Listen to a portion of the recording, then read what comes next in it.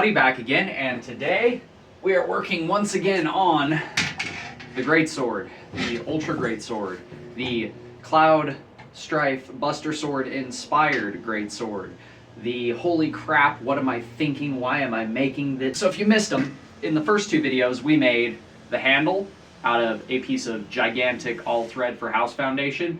We made a spine reinforcement slash shoulder rest to widen the spine up and make it stiffer in the bottom third of the blade. So the bottom third doesn't flex at all.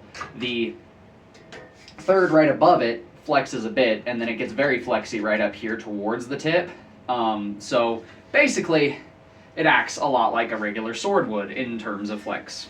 And since we can't heat treat this monster, because I don't have the capability to heat treat something this gigantic, I figured I'd go with the mechanical approach and kind of build it into the design. The edge of this is going to be more like an axe edge. I'm not going to make it a thin sword edge. It won't need that. This thing's going to be like 30-40 pounds by the time it's done. The weight of it alone will chop through whatever's in its way. So, as it stands right now, we have a small gap here, and we have a very large gap here around the handle. It is welded and riveted in place on both sides. If you saw how we constructed this thing shouldn't snap, it shouldn't have issues, it shouldn't go anywhere. But just to be safe and for aesthetics to make it look cleaner, we're going to take a plate, and as you can see, I've already cut out a slot on the plate to match where our handle goes.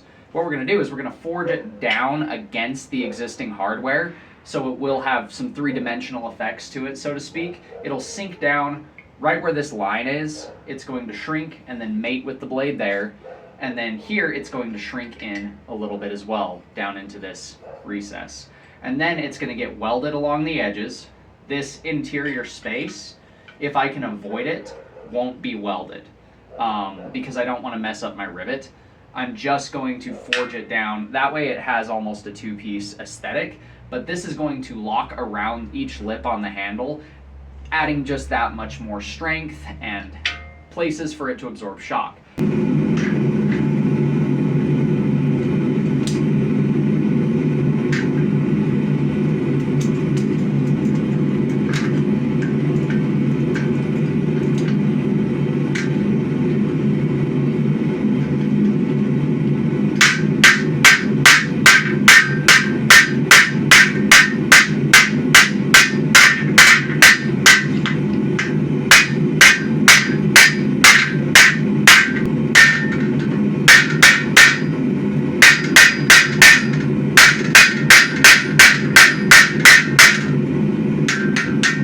As you can see, we've got our plates all clamped down. Now we're going to do just a couple of tack welds to hold these plates in place. Then we can take the clamps off and weld basically along the outer edges and the bottom. We aren't going to weld this area. I am going to stick this back in the forge after we weld it on and clean up that shape just ever that much more. Get all this stuff here as mated as we can to that back plate and the blade itself once everything's welded on. So we've got everything welded back in place, and as you can see, we've got the sword back in the forge to tune up those plates a little bit, get them a little bit more flush before we grind. So what we're going to do with this massive monster to tune these up is actually pretty simple. What we've got here is essentially a press, a vice compressed steel. What we're going to do is squeeze the crap out of this monstrous bracket that we have on this sword repeatedly.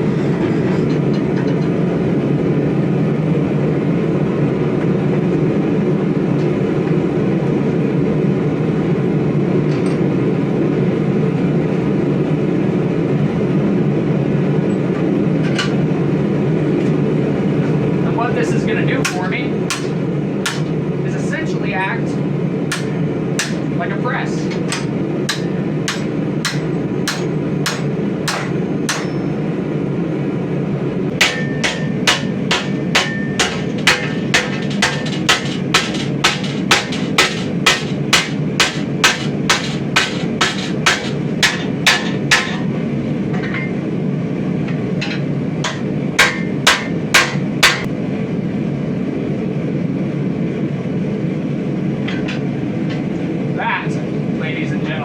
much more of a tight fit. So we got the butt cap cleaned up, got the handle cleaned up. There's a nice shiny handle, nice shiny cap. All of our welds are nice and solid.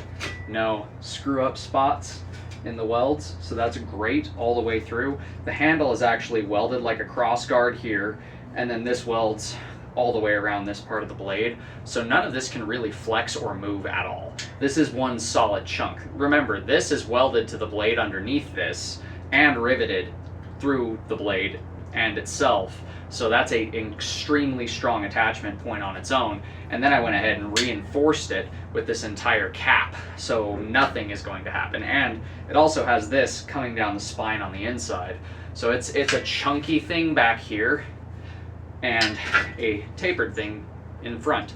So it actually, when you look at the cross section of it, it actually looks like a proper taper on a giant cleaver, essentially. Thick in the back, party in the front. We also went ahead and cleaned up this weld line and took the grinder and just kind of zipped off any bits of welding bead that popped, because I ran it on a bit too high of a setting speed-wise, so it was spattering a bit more than I wanted. But that's okay, spatter is easy to clean up with a grinder. And I'm a bladesmith, not a welder. So most of my welding and material movement happens in there.